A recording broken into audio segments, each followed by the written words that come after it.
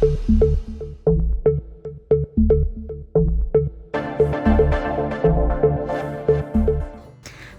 അസ്സലാമു അലൈക്കും. നഹ്ലാസിയ, hope you are doing well.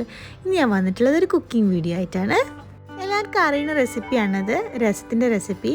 പക്ഷേ അറിയാത്തവർക്ക് വേണ്ടിയിട്ടാണ് ഈ ഒരു വീഡിയോ. ഞാൻ എങ്ങനെ ഉണ്ടാക്കുക എന്നുള്ളത് കാണിച്ചു തരാം. ആദ്യം തന്നെ മിക്സിൻ്റെ ജാറിലേക്ക് ഒരു 8-10 ചെറിയ ഉള്ളിയും അതേപോലെ തന്നെ വെളുത്തുള്ളി ഇട്ട് കൊടുക്കുക കേട്ടോ. പിന്നെ 1 ടേബിൾ സ്പൂൺ കുരുമുളകും അതേപോലെ തന്നെ 1/2 ടേബിൾ സ്പൂൺ ചെറിയ ജീരകം കൂടി ഇട്ട് കൊടുക്കുക. അതൊന്ന് ജസ്റ്റ് ഒന്ന് ക്രഷ് ചെയ്തെടുക്കുക കേട്ടോ. ഇനി നമുക്ക് രസം എങ്ങനെ ഉണ്ടാക്കാമെന്ന് നോക്കാം.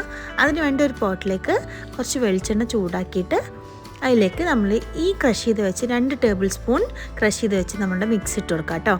നന്നായിട്ടൊന്ന് മൂപ്പിച്ചെടുക്കാം. മിക്സ് നന്നായിട്ട് മൂത്ത് വരുന്ന സമയത്ത് അതിലേക്ക് ഒരു തക്കാളി കുഞ്ഞിതായി അരിഞ്ഞ് വെച്ച് തക്കാളി ഇട്ട് കൊടുത്തിട്ട് നന്നായിട്ടൊന്ന് മൂപ്പിച്ചെടുക്കാം. തക്കാളിയും കൂടി ഒന്ന് മൂത്ത് വരുന്ന സമയത്ത് നമുക്ക് 3 പച്ചമുളക് ഇട്ട് കൊടുത്ത് നന്നായിട്ടൊന്ന് വഴറ്റിയെടുക്കാം കേട്ടോ.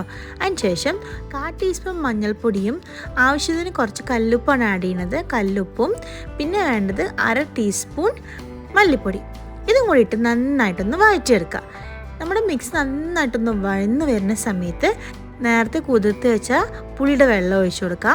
ഞാൻ വലിയൊരു നെല്ലിക്കൻ്റെ വലുപ്പത്തിലുള്ള പുളിയാണ് എടുത്തിട്ടുള്ളത്. അത് കുറച്ച് നേരം വെള്ളത്തിൽ സോക്ക് ചെയ്ത് വെച്ചിട്ട് അതിൻ്റെ വെള്ളമാണ് ഒഴിച്ചു കൊടുക്കുന്നത്. പിന്നെ ആവശ്യത്തിന് കുറച്ചും കൂടി വെള്ളം ഒഴിച്ചു കൊടുക്കുക കേട്ടോ.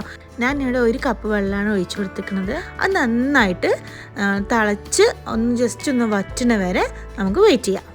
ഇപ്പോൾ ഏകദേശം നന്നായിട്ട് തിള വരുന്നുണ്ട് കേട്ടോ. നമ്മുടെ പച്ചമുളകും അതേപോലെ തന്നെ തക്കാളിയൊക്കെ നന്നായിട്ട് വെന്ത് വന്നിട്ടുണ്ട്. പിന്നെ അതിലേക്ക് ഒരു 1/4 ടീസ്പൂൺ കായപ്പൊടി ഇട്ട് കൊടുത്തു കഴിഞ്ഞാൽ നമ്മുടെ രസം ഇവിടെ റെഡി ആയിട്ടുണ്ട്. കുറച്ച് മല്ലിയിലയും കറിവേപ്പിലയും കൂടി നന്നായിട്ട് തിളച്ച് വന്നു കഴിഞ്ഞാൽ നമ്മുടെ രസം ഇവിടെ റെഡിയായി. അപ്പോൾ ഇത് ഈസി അല്ലേ, ഈസി റെസിപ്പിയാണ്. നിങ്ങൾ എന്തായാലും ട്രൈ ചെയ്ത് നോക്കുക.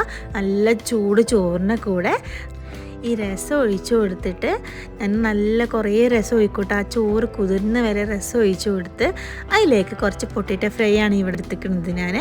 അതും കൂടി ഇട്ട് കൊടുത്ത് ഒരു മീനിൻ്റെ കഷ്ണം കൂടി വെച്ച് കൊടുത്തു കഴിഞ്ഞാൽ അന്നത്തെ ഊണ് ഉഷാലായി. അപ്പോൾ നിങ്ങൾ എന്തായാലും ഇത് ട്രൈ ചെയ്ത് നോക്കണം. ഭയങ്കര ടേസ്റ്റിയാണ്, ഈസിയാണ്. അപ്പോൾ ട്രൈ ചെയ്തിട്ട് ഫീഡ്ബാക്ക് അറിയിക്കാൻ മറക്കരുത്. Thanks for watching. Bye from നഹ്ല.